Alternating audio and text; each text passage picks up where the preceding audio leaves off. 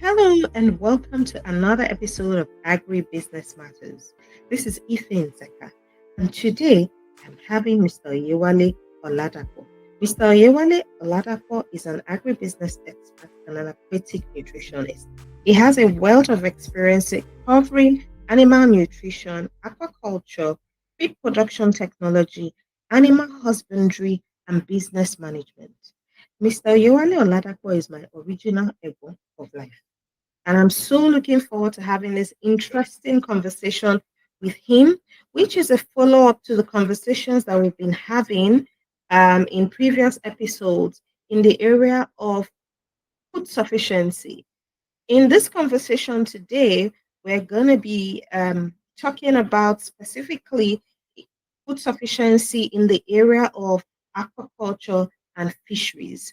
I have questions for him, and I'm looking for the knowledge and the insights that he's going to be sharing in this very fun conversation and interesting conversation that I'll be having with him. I'm just going to wait to see. He should be joining us any moment from now.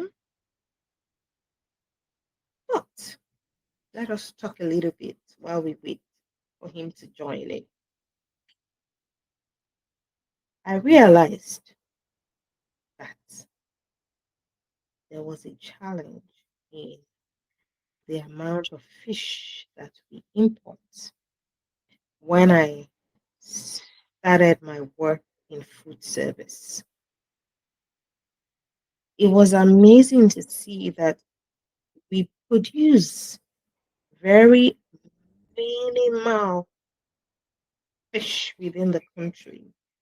A lot of the fish that we consume is imported. Now think about it.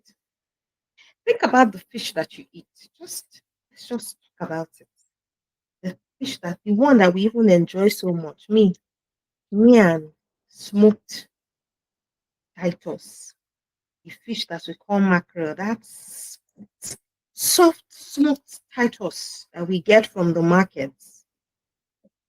That we used to make things like lovely fish sauce. That we used to make some delicious okra. Imported. Let's think about it. Okay, let's move on to the next. The one that we call pala, again, imported. We've given them names, all these interesting names to make it seem like it's local. Let's keep going. Okay. Shower, imported. Kote, imported. Even a lot of the croaker fish that we buy is imported. I think that the fish that we would say that is we don't import is catfish. But think about it for a moment. How many times do we feature catfish in our diet? Like, what's the percentage of catfish that you eat? Besides, it will get monotonous if you don't have variety, right? So you would want these different varieties of fish, these different flavors of fish, because there are certain things that you can't put catfish in. It just wouldn't work well for flavor. It just wouldn't work well for you know um texture and all of those things. Okay, what else have I seen that we produce here? Some tilapia. Yeah, I've had some fresh tilapia that was produced here. But the bulk of the tilapia that I've also had and used imported. This thing has bothered me for a really long time. It has bothered me for so long. I started to ask questions. I then realized that fish imports,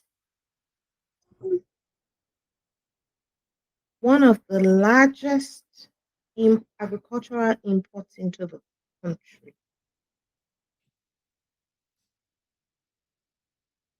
Oh, and that's my cue because Mr. Oyewale is here. So he can come and help us answer all these questions that I have.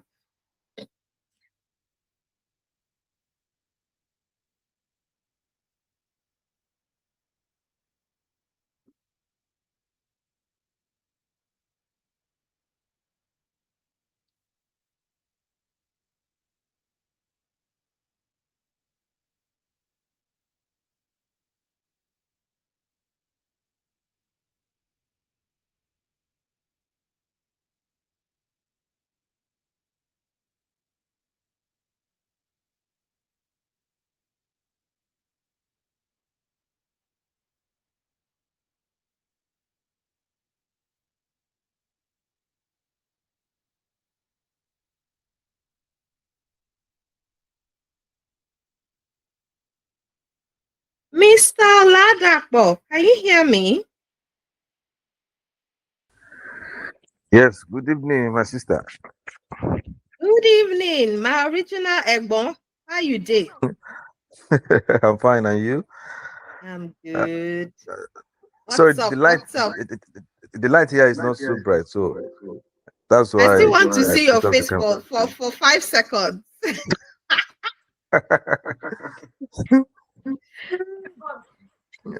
Okay, I hold on. still want to see your face for Let me five seconds. I've let me go had to where there's light. one of our viewers, or not even just one, a few of them say, "Oh, tell the people that you have conversations with that we want to see their face just for a few seconds, so that they can put a face to the name. Okay, Just hold on. wave, just smile and wave, and then you can turn it off." Sometimes when it's video, the conversation is not so smooth because of the network. Can you hear me? Yes, I can. Hope the light is okay.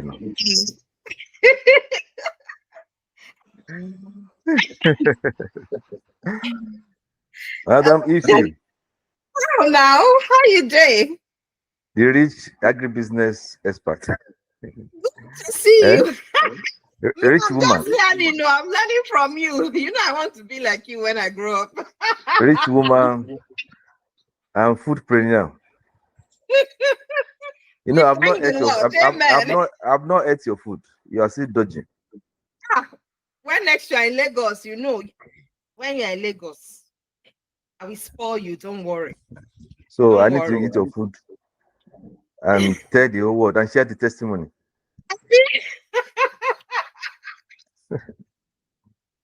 Oh my God. Good to see you. I hope Same you've here, my had a sister. good day. How are I you? hope you're not so stressed.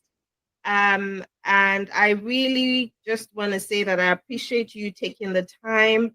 I know that you're really busy, and from the bottom of my heart, I say thank you for taking this time to chat with me. You're welcome. It's my pleasure, my sister. Thank you. Okay, so that I don't keep you too long, let's just crack on with the conversation. But of course, my icebreaker question: what is your favorite food? Okay. Uh, I don't know whether you surprised or not. I like pounded yam, not the one pounded with machine, and pounded yam, the real pounded yam with bitter leaf soup and catfish or tilapia. Oh, amazing. Lovely, lovely, lovely, lovely.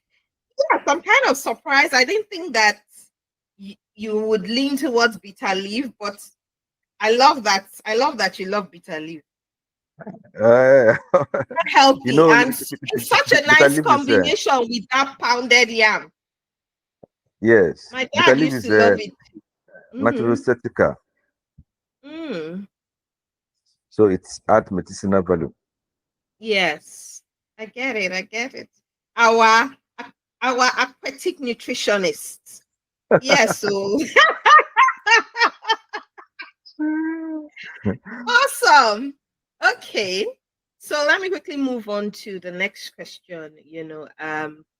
For our viewers and also even for me, I've not, even though you're my original Egbon, I've not asked you, like, to actually shed some light, like critically to shed some light regarding what you do in the agricultural sector of fishery and aquaculture. I've been curious. Okay. Uh, well, um, in the agribusiness sector, I operate more in um, fishery. It's a fish farming, then aquatic nutrition. That means I develop feed formula, feed recipe for fish, different species. So I produce commercial fish feed. Yes, for Nigerian markets and um, neighboring West African countries. Then I also uh, involved in commodity business. So I do a lot of commodity business as well. I trade in soy, uh, soybean and maize grains majorly, and cassava flour and cassava peel. So the commodity business generally. Mm-hmm. So those are the major areas I do, and I think that's all. Yes. Okay. I remember we're talking one day, and we talked about the fact that you were you had like a fish farm operation going on. We were talking about it, and you talked about having this fish farm operation going on, and you were talking about how it will be, it's like kind of like straightforward to do, like something that we could even do from home, for example. So, I just, it was very interesting for you to talk to me about it and how, the water that comes from the fish is also liquid fertilizer if you want to grow or plant. So you can have that, all of that going on, where even if, for somebody like me who may just want to do it small scale, just for the purpose of sufficiency, I can have this small scale operation going on with fish, and then the water, the liquid that you drain from the fish can also be liquid fertilizer for plants, and that kind of like was very interesting for me to know at that point in time, because I kind of felt like, and I've even seen it, a lot of people just sort of like drain that water. I know a few people who do fish farming on a small scale, and they just sort of like drain that water into drainages. And you just pointed out that that was liquid fertilizer, and it just made so much sense to me at that point in time. So now, moving on to the next question. Fish remains one of Nigeria's top agricultural imports, which I've particularly pondered about over the years. Can you help us understand why this is the case? We are surrounded by bodies of water and abundant ocean resources, yet the bulk of the fish we get from markets and stores is imported, from mackerel, which we call title, shawa, which is herring, to hake, panla, pote, which is coarse mackerel, croaker, and more, with the exception of maybe catfish and some tilapia here and there. Why do we import so much fish? As in, kilo shele gongon. Okay. As you have said, I think your question is two in one. So I think we answered Yes, the second ahead. Now, yes. looking at the importation of fish to meet our local demand, yeah, it's been going on for a long time. Averagely, our demand is about 4 million metric tons per annum, and as it is now, we import over 62% of our fish demand.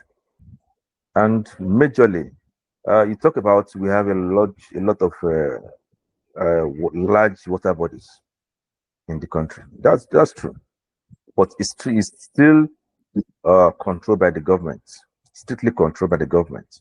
So it's not a free zone that you can just use the way you like. So you need to apply for the permits from the government to be able to use the water bodies we have. And the process is very cumbersome as it is Mm. now. It's very cumbersome.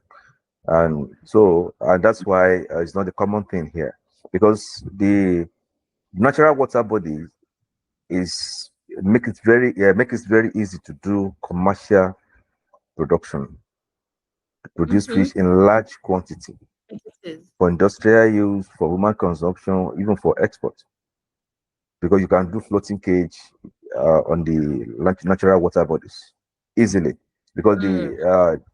because you don't need to pump water, so the cost of water management is out of it if you operate Yeah. with floating cage on the water body.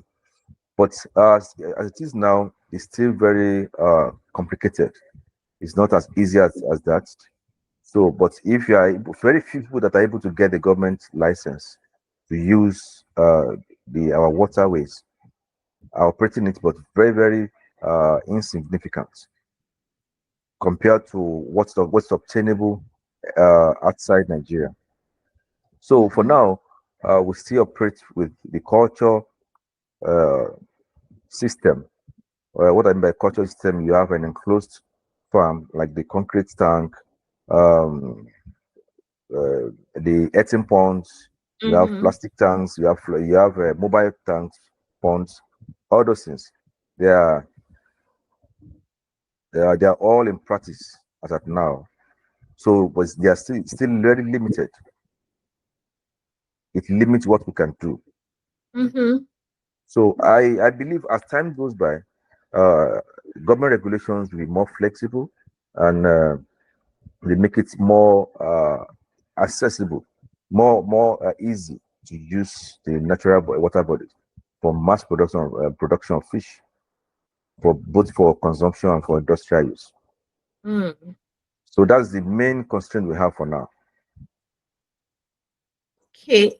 Because it's quite worrisome, because we import so much fish, and you said it about 62%. And it's worrisome, and I'm just wondering if there's anything that is being done. But I think that brings me to my next question. From reports, Nigeria imports about 2.4 million metric tons of fish annually, which no doubt Yes. impacts the nation's foreign reserves, which is important to note here, amidst the nation's forex crisis. While we are far from achieving food sufficiency and security in the fishery and aquaculture sector, are you aware of any efforts both from the government and the private sector to better improve the fishery and aquaculture sector in order to at least reduce our large dependence on fish imports? Please come again. Okay, we import so much fish, so I'm wondering if you are aware of any efforts both from the government and the private sector to better improve the fishery and aquaculture sector in order to reduce our large dependence on fish imports. So, I would like you to throw light of any, I don't know if you have any experience with any private organization or you've heard of the government, because you already talked about this challenge with getting the permits and things from the government. However, our fish imports are worrisome. So I'm wondering if there's any notable efforts in that area to improve our fish production within the country, either by the government or by different private organizations that you may have met or about. Okay. Well, of course, uh, the bulk of the efforts still comes from the private sector. Yes, I've always operated in the private sector of the economy of the agribusiness. Um, Of course, sorry, I forgot to mention I work with Hybrid Foods Limited uh, as a general manager, and through that, the company have been able to invest so much in the last so many years now in training farmers at different fora. Organizing farm clinics, organizing short training sessions for farmers, so that we can, because we can close the knowledge gap within the sector. Because Mm, we notice that many farmers are ignorant of the best agricultural practices, so and the management practices that they should know, that can enhance their production, that can increase their output. So at different fora, different opportunities we have been able to train thousands of farmers in the last in the last few years, and we are still doing it across the nation. We have been able to impart knowledge. So, and through this, many farmers have been able uh, to acquire knowledge on how to do it in a better way, apart from the conventional old ways of fish farming. So, mm, in, because of this, many farmers have been able to improve their output. But on the part of the government, we've had very little effort. It's just of the recent that government started responding to the efforts, to the yearnings of the private sectors to in calling the government to intervene, to support. But we still hope that there will be more positive response from government. But as of now, the support of the government is not significant. It's not as it ought to be. But mm, we are hopeful that the government will do better. But bulk of the effort is still coming from the private sector, trying to do a lot to investing in knowledge, in training farmers, investing in setting up farms, both for commercial and for training purposes, for research purposes, so we can match up with the best practices globally. So, as private sector person, we have done a lot in the line of your question in trying to uh, close the gap and boost our production. So, if you're able to, because the market is huge, as it is now, our local production stands about at roughly about 1.6 million metric tons of fish, which is far from our local demand, compared to the demand, which is around 4 million metric tons. So it's about 30 to 38% of our fish demand just for consumption, not for commercial purpose. mm. So now you can imagine the market opportunity that's available in the fish sector. So that's just on the fish farming of aquaculture alone. So, and we have looking at the innovation of aquaponics is another easier way for farmers to improve their output, and also to minimize their costs, and to convert waste to wealth. You Mm, mentioned it earlier. So it's an innovation that many farmers are not aware of in this part of the world. So we have tried to impart that knowledge. Aquaponics is just to intercrop vegetable farming with fish farming, because mm. the wastewater from the fish farm is very rich in nitrogen, Okay. and nitrogen is the major nutrient required for plants to flourish properly. Mm. So this is purely organic fertilizer, which many farmers have thrown away in for decades. Yeah. Many farmers have thrown this away for decades, and this has been discouraged among farmers. We are trying to discourage it, trying to educate them on how they can convert waste to wealth. So many Mm, farmers have adopted it. Some are still trying to come to terms with it.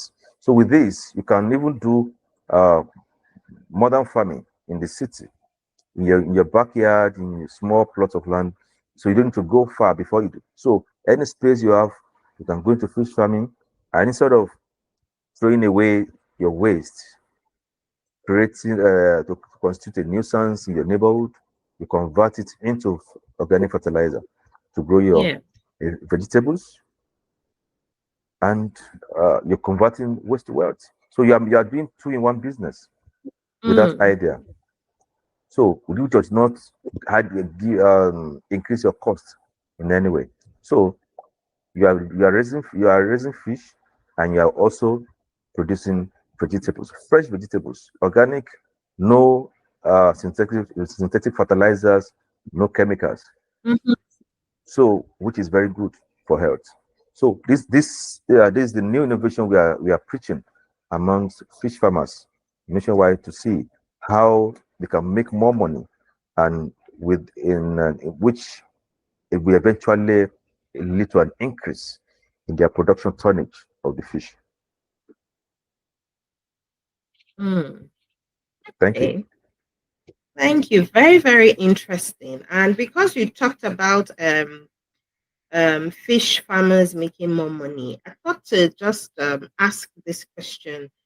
Um, I know that one major drawback, because my mom had a small home fishing operation a few years ago, and I know how much used to be spent on fish feed, right? Which is really expensive, and that was, I think that the cost of fish feed is one major drawback for, I believe, people who want to go into fish production, the cost of the feed, and I know that there have been innovations in recent times, and I just wanted you to shed light in that area, particularly because that area of fish feed is one very critical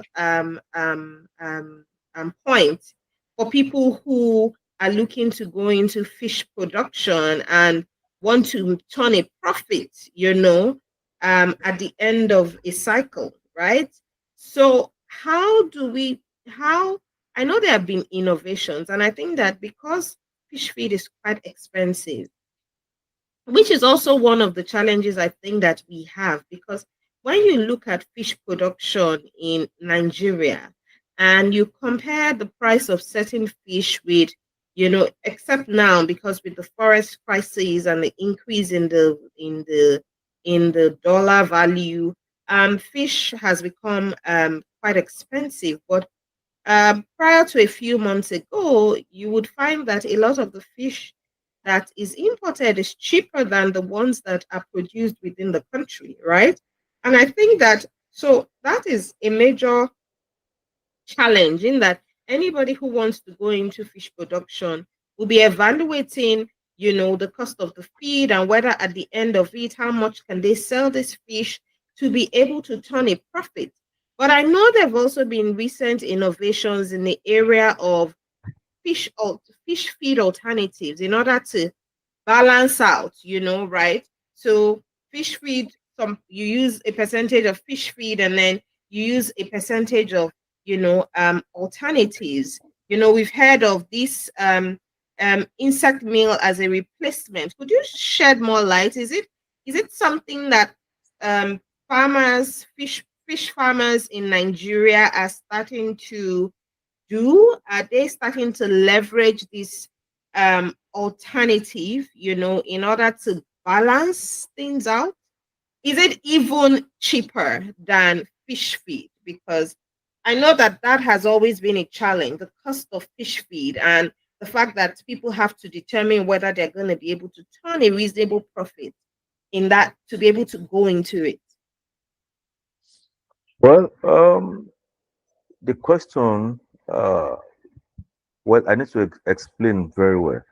Now, this question is all about nutrition, and I Mm-hmm. don't want to sound too technical, Mm-hmm. because some of our audience may not be involved in animal nutrition.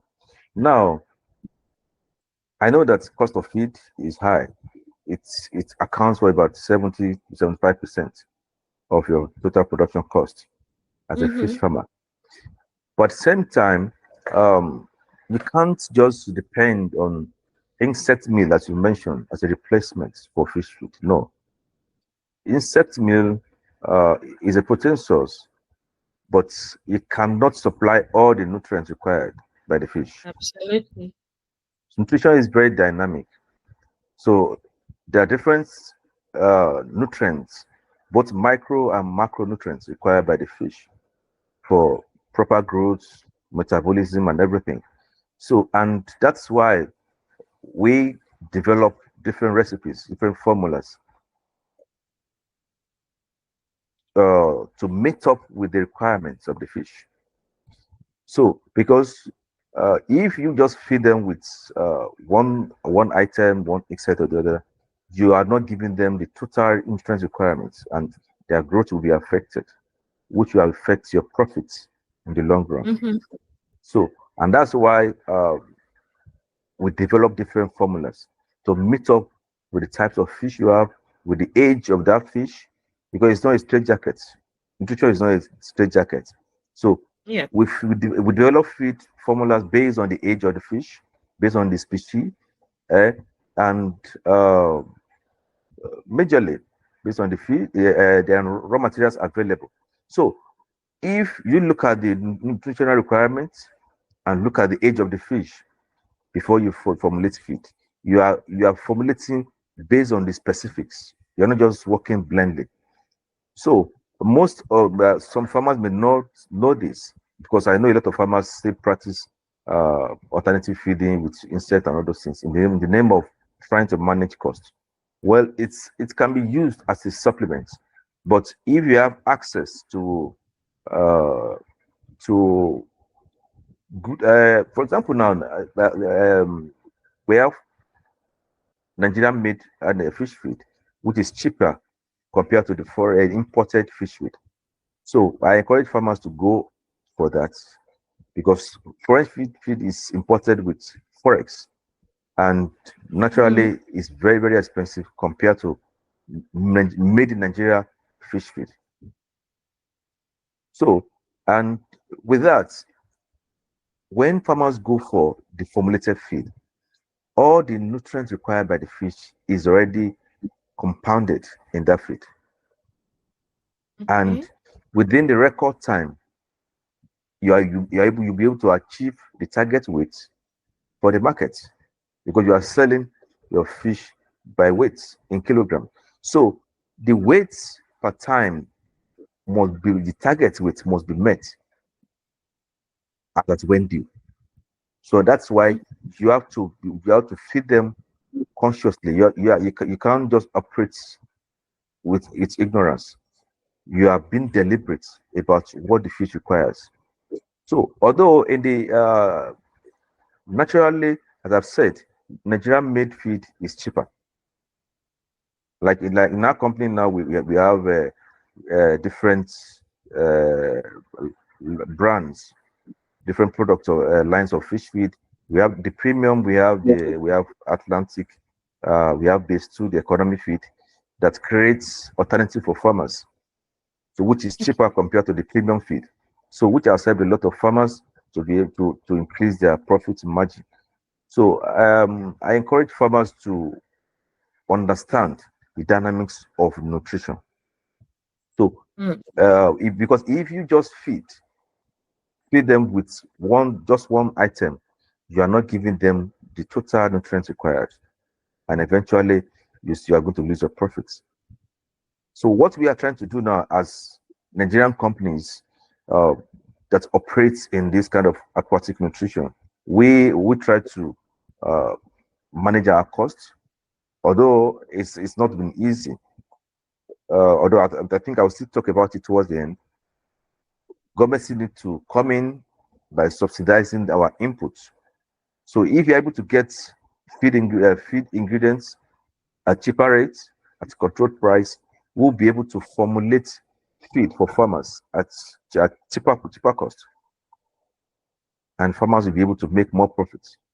So But even before that, Nigerian made feed is far, far cheaper compared to imported feed. Because for many years, Nigeria has we have relied on imported feed before Nigerian feed started coming up. But now, foreign feed is no more dependable, considering the cost. It's not Yeah. affordable at all, and no farmer can break even with that. So thankfully, we have Nigerian made feed doing excellently well, and still operate. You still help the farmers to operate within budget, and they will still be able to make their profits if they are able to manage other factors very well. Because apart from feed, there are other factors that are responsible for the success of their fish farming. Looking at the water chemistry, it must be well managed. The dissolved oxygen level, the water pH, and some other parameters of the water. So generally, the water chemistry must be well managed. You must know the quality of the water you have and the frequency of changing your water. So the management practice on the farm generally as well must synchronize with the quality of feed for you to get results. It's not only on feed. So even if you're able to get very quality feed, but your management practice on the farm is very poor, you will not get any results. Yeah. So yes, everything must go pari passu before you can make profits as a farmer. Mm. Okay. Thank you so much for that. And one, so I have two more questions. Um, I think I've been curious, and I think you had also mentioned because it almost seems like, the kind of fish that is being imported, it almost seems like we don't do as much variety within the country. However, there was a time we had a brief conversation, and you made me understand that there was some other fish that was being, cultivated that I didn't even know about. Um, it almost seems like when you talk about fish production in Nigeria, you're talking about catfish, right? Or, tilapia by a few people, it seems. Most people are doing catfish. Is there any other fish apart from catfish and then tilapia that other people are doing? And why is it that more people are doing catfish rather than some other variety? Because people like variety, like we all love variety, and I think that's also one of the reasons why there's so much imported fish coming in, because it almost seems like even the fish produced locally, there appears not to be that much variety. Could you help shed some light in this area? All right, thank you.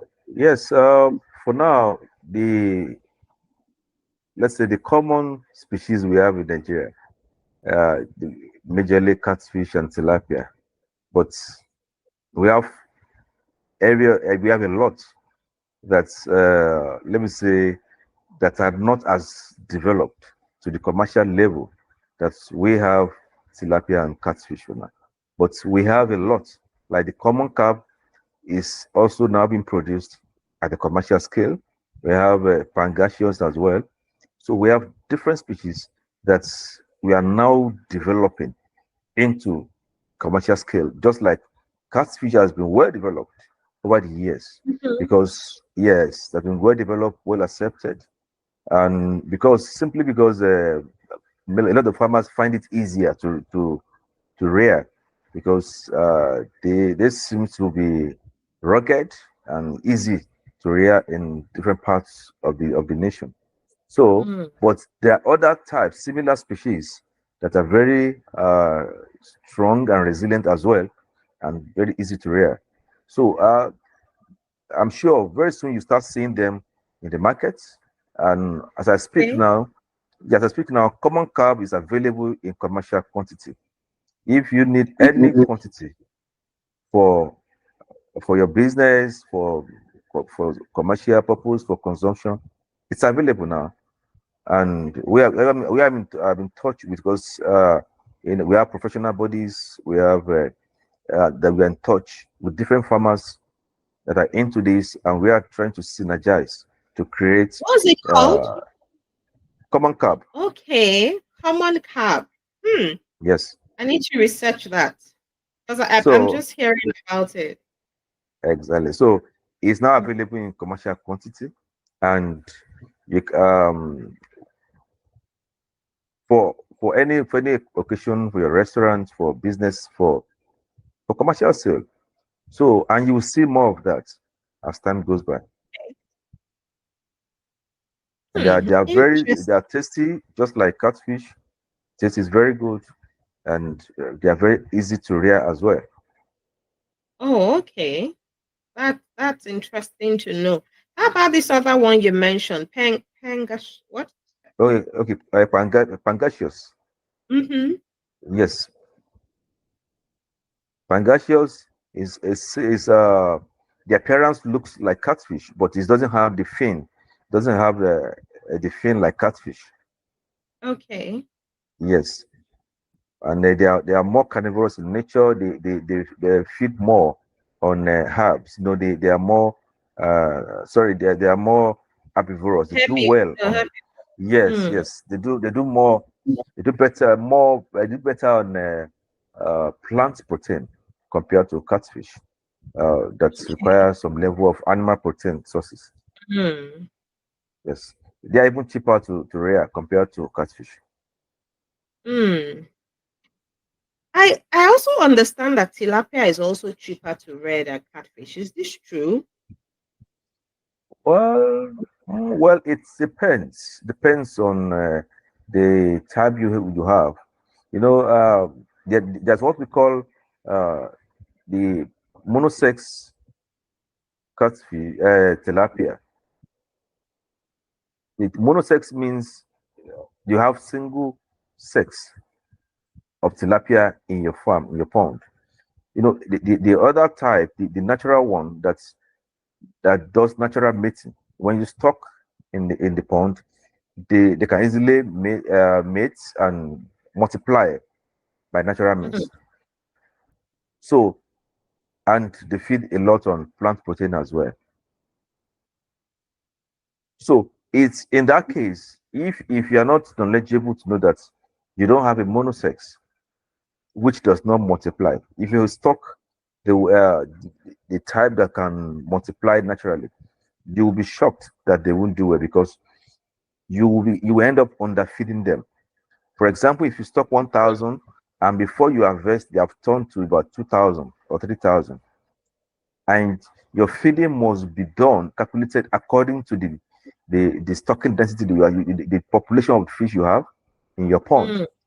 So if you are not aware that they have multiplied naturally, you end up underfeeding them, and you will not meet up with the target weight. So at the end of the day, your bottom line, your profit margin will be affected. But if it is monosex, you know that what you stock will not multiply. It's already controlled genetically. It will not multiply. You know what you put in. You know how the feeding system you are using. So with that, you are in full control of it. So that is the classification of tilapia. Mm. So they are easier. They are cheaper to rear, but if you don't know the type you stock, they may Yes. not they may not appear cheaper at the end of the day. Mm. I see. Very interesting. A lot to learn, a lot to know. Okay. Now, my final question.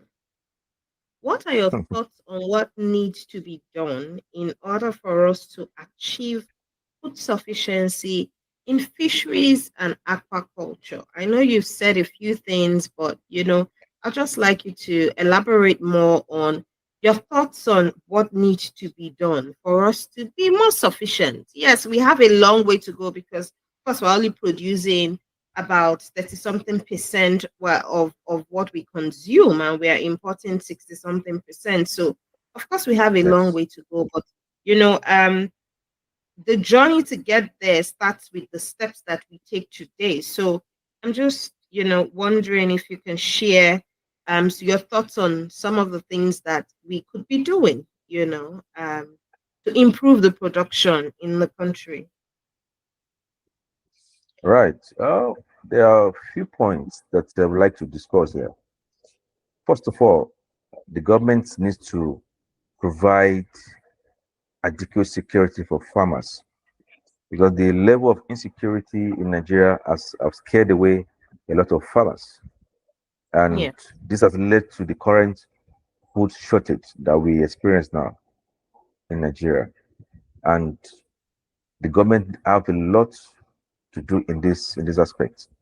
Both grain farmers and livestock farmers have to be protected because most farms are located in remote areas.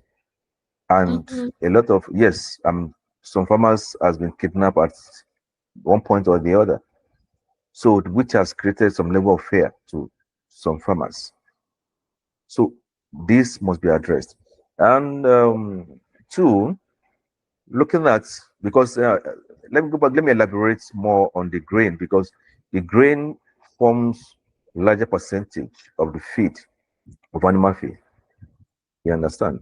So we Yeah. use grains, soya beans, we maize a lot in animal feed. So and the farmers that grows this, they are in clusters, they are in small orders, they are large farmers across mostly in northern part of Nigeria, which is majorly affected by the insecurity. And Yeah. this, yes, which has created a kind some level of scarcity of these grains, which translate to high cost of feed. So if farmers are able to do more, they are feeling more secured on the farm, they will plant more grains, which the feed industry will use the cheaper rates. And the farmers Hmm. will end up, the farmer that buys, fish farmers or animal farmers that buys this feed will be able to access it at a cheaper rate. So it's a, agribusiness is a value chain. So Yeah. now, so that's the first thing. Security must be provided for farmers, both crop farmers and livestock farmers nationwide, and this will guarantee food security. The government have to wake up to this as fast as possible. Number two, the government have to subsidize input because as it Mm. is now, yes, Yeah. they have to subsidize. As it is now, so far, because of the current scarcity in the sector, government needs to come in so that feed industries, feed millers will be able to have some uh, cushion effect. If the government can come in to subsidize some things, then farmers will be able to get the feed at a cheaper rate, and they'll Great. be able to Yeah. make more profits and expand their business. So there must be subsidy in the inputs. Mm. All the feed ingredients must be subsidized. The same way, I know that there's some effort in subsidizing inputs for crop farmers in terms of tractors, in terms of seed, improved variety seeds that the government have done. But talking about the feed industry now, the government needs to subsidize the input. They have to come in so that the farmers that are at the receiving end of the final product, this feed, will be able to get it the cheaper rate. If not, prices may keep going up, Mm. and this will discourage a lot of farmers. But I believe government will wake up to this. So if the government is able to subsidize this, then we have peace, rest of mind. Then in the area of training of farmers, which we in the private sector we have done a lot, and we are still doing. But the government has bigger capacity. They have bigger resources to fund this.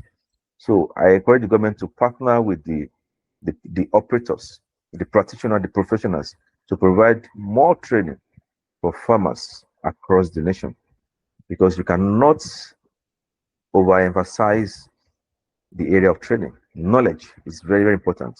So the more training we are able to transfer to farmers, the more knowledge you're able to impart to them, the better the output will be. They need to be in tune with the modern practices, best Yeah. agricultural practices, innovations around the world. They need to be in tune with it. New developments, new innovation, new technologies. They need to be aware of it. So Nigeria is a very large country, very large country. So we still need to reach as much as possible, because this is the only way the nation can become uh, food secured, sovereign. Because Yes. without food security, the nation is not fully sovereign. So Mm-hmm. that is the advice. That's my own submission for now.